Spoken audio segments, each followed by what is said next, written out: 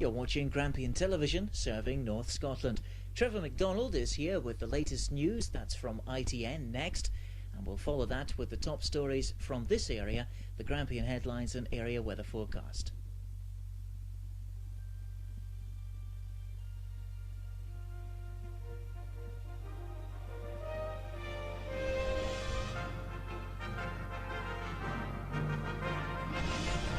Every day, someone new finds the way to Winalot Prime, and finds that Winalot Prime is full of succulent, meaty pieces. Prime meat. Instinct leads to it.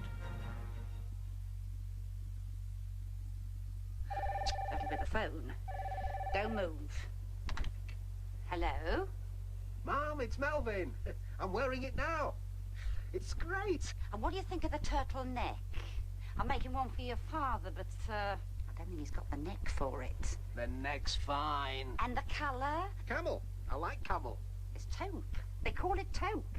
Okay, so I like taupe. But you'd have preferred the camel. Mom, I love it. It's terrific. No, then what about the motif? You've got to have a motif. You ask your Anthony, he's with it. It's so fine. I love it. I'm ecstatic. I'm over the moon. So you like it? You're pleased? Oh, good. Bye-bye. He doesn't like it. Phone to say thank you. It's always appreciated. He will like it. It'll grow on him. When he gets the matching socks, he'll love it. The whole ensemble. British Telecom. It's you we answer to.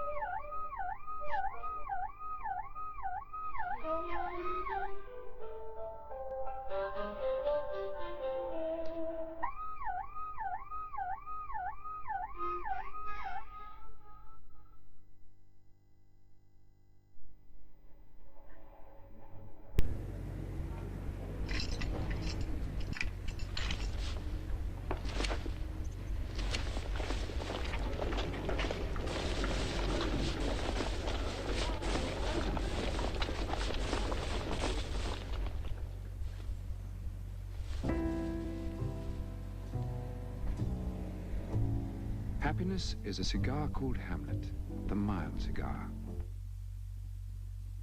Before Clifford discovered strong-tasting Listerine, his breath wasn't always... Hello.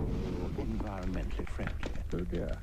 These days, he cooks by microwave, and twice a day he uses Listerine. It kills germs that can cause bad breath and helps stop germs forming plaque, a major cause of gum disease. Listerine antiseptic mouthwash, morning and night. Oh, Clifford. Strong enough to take your breath away. Every day. I'll tell you about 1990, but I woke up you in 1990. Row 54, Dr. Jury. One of the things I remember were 6 young lads kept turning up at training each night in the strip and the kilts and whatever. And they'd virtually travelled around the world. In one way it's happy, in the other it's hard too. You think of our pals that rest in the graves. Wish they were here with us.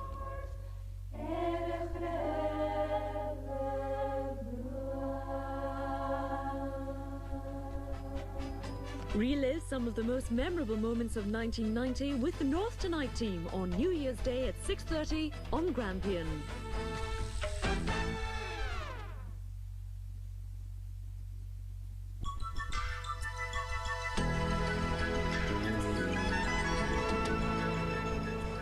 Thursday night, and you're watching Grampian Television. The headlines are next, but now time for the main news from around the world from ITN. The news from ITN.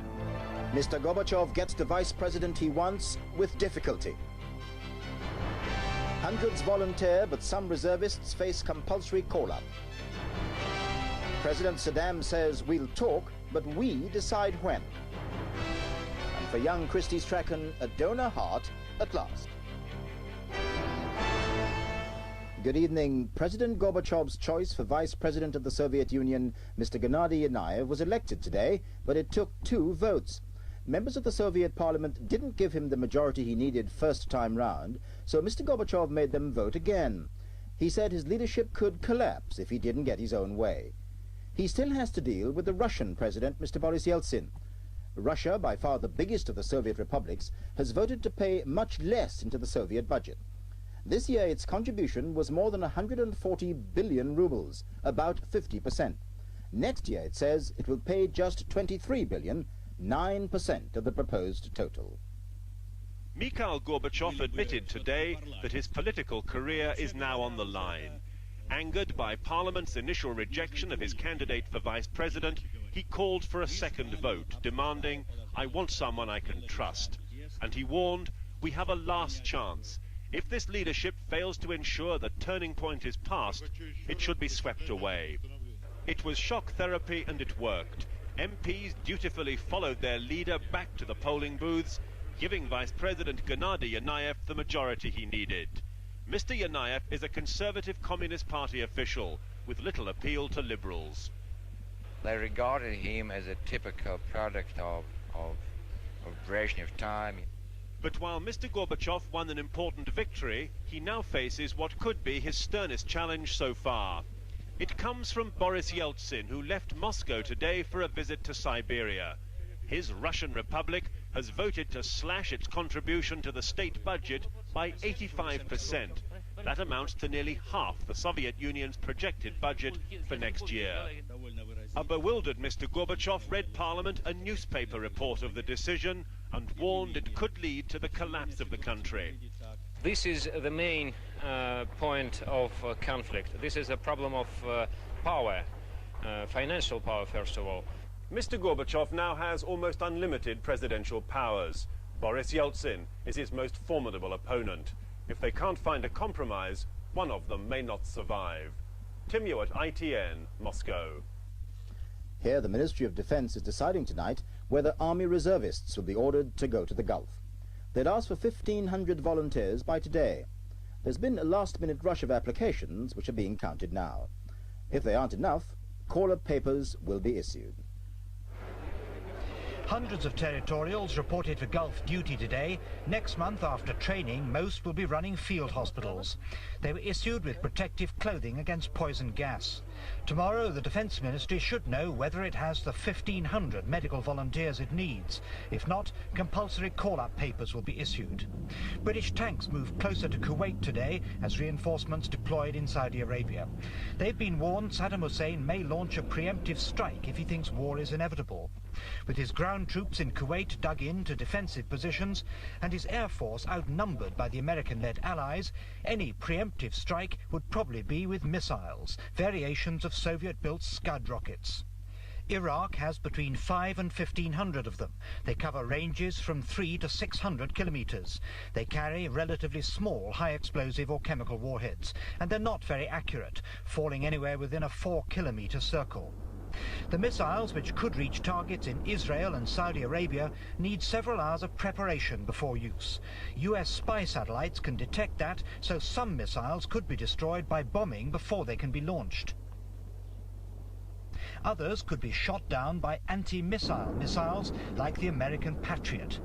It's been successful in tests, but has never been used in war. Some Iraqi missiles would be certain to get through. But is a preemptive strike really likely? I would have thought overall that it is not likely.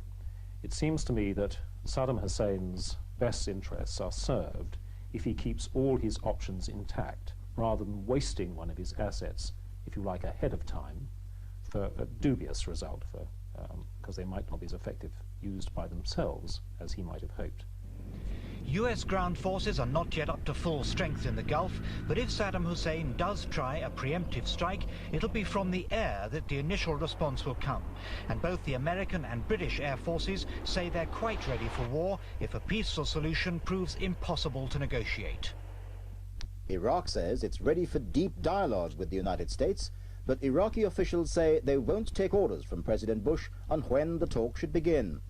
President Bush says there's been no progress on setting a date for talks with Iraq on the Gulf crisis. There was a good-natured, if rather noisy, demonstration by women and children outside the British Embassy today. The message was very clear. Outside the American Embassy, there was an equally well-orchestrated protest, not just about American action in the Gulf, but also about Western inaction over the Palestinian issue. The Americans don't want to talk about this.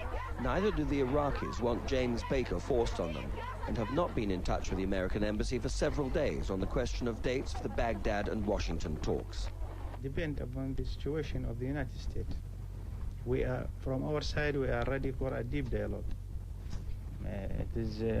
We don't take orders from Bush or from any person everywhere. President Saddam's foreign policy, it would seem, has been largely conducted on television. Yesterday, he spoke at length to Spanish television, saying he'd strike at Israel if attacked. A few days ago, he spoke to the Germans, and in the past few weeks, in a series of long interviews, has spelled out his policies on the Gulf, linking them to the overall Middle East problem and the Palestinian issue in particular. Tonight, Iraq's ambassadors, recalled here for briefings, are beginning to return to their posts around the world. But as the threat of war looms ever closer, there's still no sign that Iraqi and Western diplomats are going to meet to talk about the Gulf crisis. Desmond Hamill, ITN, Baghdad. 10-day-old Christy Strachan should undergo a life-saving heart transplant operation later tonight. A heart's been found for him. It's been flown from a secret location somewhere in Britain to London's Great Ormond Street Hospital. This report from Harry Smith. Christy Strachan has an incurable heart condition which was diagnosed shortly after his birth.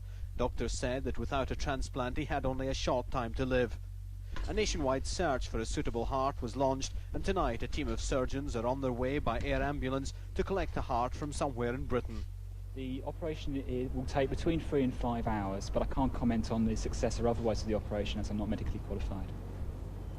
Can you tell us how Christy's parents have reacted? I haven't actually seen them this evening, but I did see them this afternoon, and they were fine and bearing up to the condition well. Christy is still in a stable condition and is still under a ventilator. The operation to transplant the heart is expected to begin at midnight. Harry Smith, ITN, Great Ormond Street Hospital. There's no sign of a let-up in the severe weather, with gales expected right through the weekend, especially in the north and west. Northern Ireland, Scotland and the north of England have had snow. Police say don't drive unless you have to. Driving conditions have remained dangerous in many parts of Britain. On the Scottish border, the snowploughs have been out since dawn, clearing roads blocked by the Christmas blizzards. Here, the main A74 Carlisle to Glasgow road. Just outside Glasgow, biting winds and slow-moving traffic. Motorist organisations say it's fortunate the bad weather came during the quiet holiday period, when few people left their homes. In Newcastle upon Tyne, they've been clearing up after the gales and getting ready for more storms. In Northern Ireland, those venturing through the Glenshane Pass have been tackling dangerous ice. Emergency teams have now restored electricity to thousands of homes hit by power cuts. Heavy snows continue to fall on the Pennines, many heeding advice to stay indoors, while roads are gritted and preparations made for worse to come.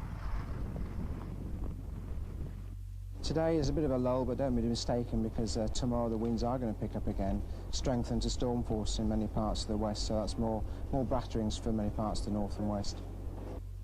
Britain's been getting the worst of the winter weather that's been sweeping Western Europe in recent weeks, and the forecasters say it'll continue well into the new year. 2 young sisters and their baby brother have drowned in a canal near Reading on a day out with their mother.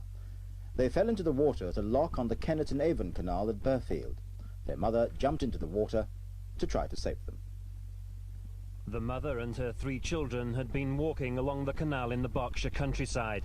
At the edge of Southcote Lock, the 2 daughters somehow lost their footing and fell into the water. Their mother, Suzanne Vasquez, reached out to grab them and in doing so lost her grip of her baby son. She dived in to try and save them, but it was too late. Police frogmen searched the now partly drained lock. They recovered the bodies of 6-year-old Claire and her baby brother almost immediately.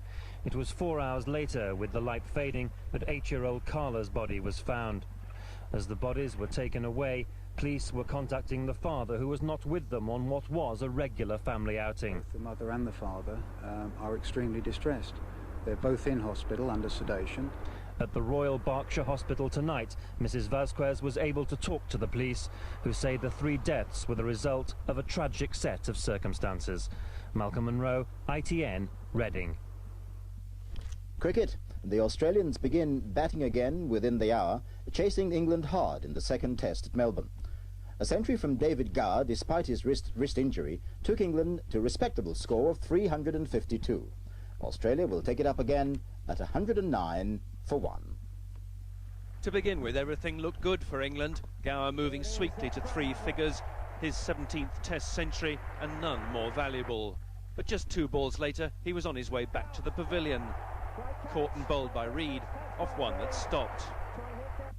Stewart also showed fighting qualities.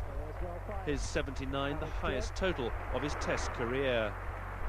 But when Reid got him caught behind, the innings quickly folded. Russell was brilliantly taken by the Australian keeper Healy down the leg side off Hughes. And De Freitas went the same way. Reid's figures of 6 for 97, the best in his test career. Briefly, Fraser held up the Aussie wicket-taking with some lusty slogs in his 24. But when he was last man out to a catch in the deep, England's total really wasn't enough on what was a superb batting track. When the Aussies batted, De Freitas made the solitary breakthrough, getting Marsh caught behind to give the English some hope. But Taylor was showing all the qualities he brought to last summer's Ashes series with 42 not out, and England will need quick wickets tomorrow if they're to have a chance of winning. Finally, while sports stars in Britain get awards and honours lists, in Cameroon it's a little different. Star striker Roger Miller was the hero of Cameroon's unexpected success in the World Cup finals in Italy. Today, his goals and accompanying victory dance were recognised by his country. He's been a national hero since his return home. Now he's been made a prince. The citation says simply, for service rendered during the World Cup. And that's the news so far this evening. ITN bulletins continue throughout the night, but from all of us here, good night.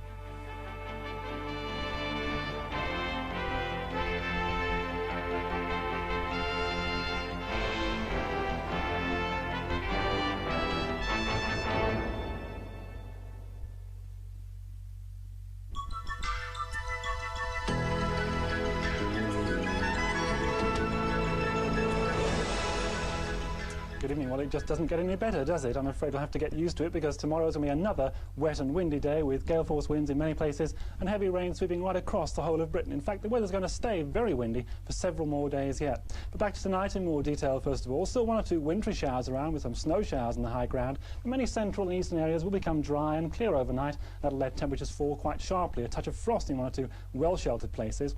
Further north and west you are, though, you'll find the cloud thickening up in the second half of the night. Outbreaks of rain towards the end of the night into Northern Ireland and western Scotland, and again the winds freshening up. Tomorrow then, that band of rain begins to sweep south across the country, crossing Scotland and producing a little bit of sleet and snow, I think, on the mountains. Mostly rain, though, as it comes into northern England and Wales, and then eventually down into the southeast. After a bright start in the southeast, it is going to turn out wet and very windy during the second half of the day. I think the afternoon very wet indeed. Some quite heavy rain around for the southeastern half of Britain. Behind that, though, there is the same old mixture of sunshine and very blustery showers, much like we've had today, in fact. 1 or 2 of the showers turning out wintry again up in the north and west. Some thunder around, as you can see. Very strong winds. These are the average speeds, but gusty winds again, as over the last couple of days. 1 or 2 gusts up to around 70 miles per hour in the north. So whatever temperature you pick, it's going to feel very cold indeed, I'm afraid. This is the best news I've got for you. It's the Sunset Times. Here's the summary. Good night. Now it's time for the Grampian headlines. Military volunteers from all over Scotland have signed up for service in the Gulf. with tension heightening in the region. The 250 reservists, all doctors, nurses and medical staff, will form part of a specially built field hospital to treat troops wounded in the event of conflict. Compulsory call-up of medical trained reservists may still be necessary if enough volunteers don't come forward. A motorcyclist been killed in a collision on the St Andrews to Guard Bridge Road. The accident happened around 6 o'clock. The motorcyclist has not yet been named. Scotland's Christmas drink driving figures are down. 295 motorists failed roadside tests. 35 refused in the 10 days before Boxing Day, a drop of around 11%. The drivers in the north have gone against the national trend with 23 positive tests, almost twice last year's figures. Senior police officers say it's a result of tighter policing and more drivers breaking the law. An air and sea search in the Moray Firth for a missing lobster fisherman has been called off. 70-year-old David Main from Hopeman and his 16-foot boat haven't been seen since Christmas Eve. Coast Guard say it's unlikely the search of the coastline between Birkhead and Lossiemouth will resume tomorrow. Battle plans have been drawn up to combat any threat to the 7,000 jobs at the Rosyth Naval Base and Dockyard in Fife. A campaign will be launched early in the new year to protect the complex, which is Scotland's largest industrial employer and contributes more than £75 million a year to the Fife economy. MPs and councillors drew up their plan of action after discussing fears that the yard could face closure because of defence spending cuts. The number of young Scots entering full-time education has risen. Education Minister Michael Forsyth says nearly 25% now attend either college or university, and the growth is set to continue. The government says expenditure plans for next year will allow colleges to recruit more youngsters. A joint campaign's been launched in the Northern Isles to fight proposed increases in ferry fares. The conveners of Orkney and Shetland Island councils are to ask the Scottish Office for more government support. P&O recently announced rises of 21% for freight and 24% for passengers, a move which it's claimed will hit the island's economy.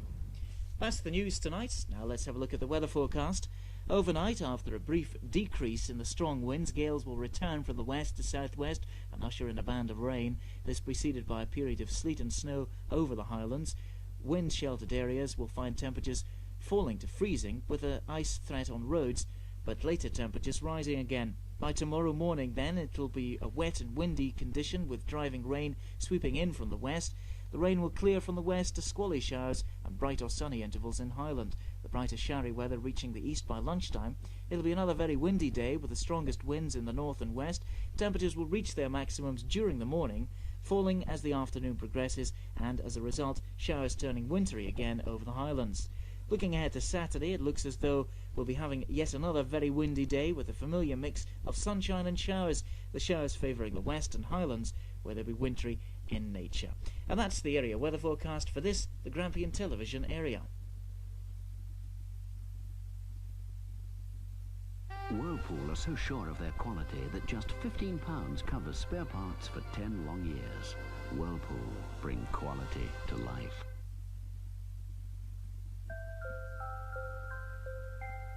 When you tuck your children in at night, are you putting them to bed or laying them to rest? If inhaled, the smoke from a house fire could kill a small child in under a minute. They'll rely on you to wake them up and get them out. What are you relying on? Wake up. Get a smoke alarm. When you're selling your home, speak to your solicitor first. He'll explain the benefits of displaying your property in the Aberdeen Solicitors Property Centre. And with more than 6,000 potential buyers visiting the centre every week, your property will enjoy unrivaled exposure, helping you sell your home for the best possible price and with the minimum of fuss. The Aberdeen Solicitors Property Centre, bringing people and property together. In the world of Whirlpool, there's a new washing machine with a gentle touch. It takes in only the water it needs, tackling a big wash with the same care as a small load, saving both time and energy. The new Whirlpool washing machine. Discover the beauty of a perfectly fresh finish. Together, Philips and Whirlpool bring quality to life. Matthias Rosé, delicious, but not as delicious as the dashing, but tiny Sir Edward. He pulled his bronze body close to hers. She quivered. His skin glistened like a million tiny bubbles dancing in a glass. He looked into her smouldering eyes and said, Rosé, oh Rosé, Rosé. No matter how life goes, with all its joys and woes, I never feel in a jam. I guess I'm just an amicable man. That's right. Got no worries financially, got a pension and policy. With a pension from Scottish Amicable, you won't have to worry. Whatever life throws at you. Scottish Amicable. Pensions, life assurance, endowments. I am sensitive to the cold weather, and therefore I need, you know, it's like, you know, a priority for me when I first arrived in England to come to a house that had heating.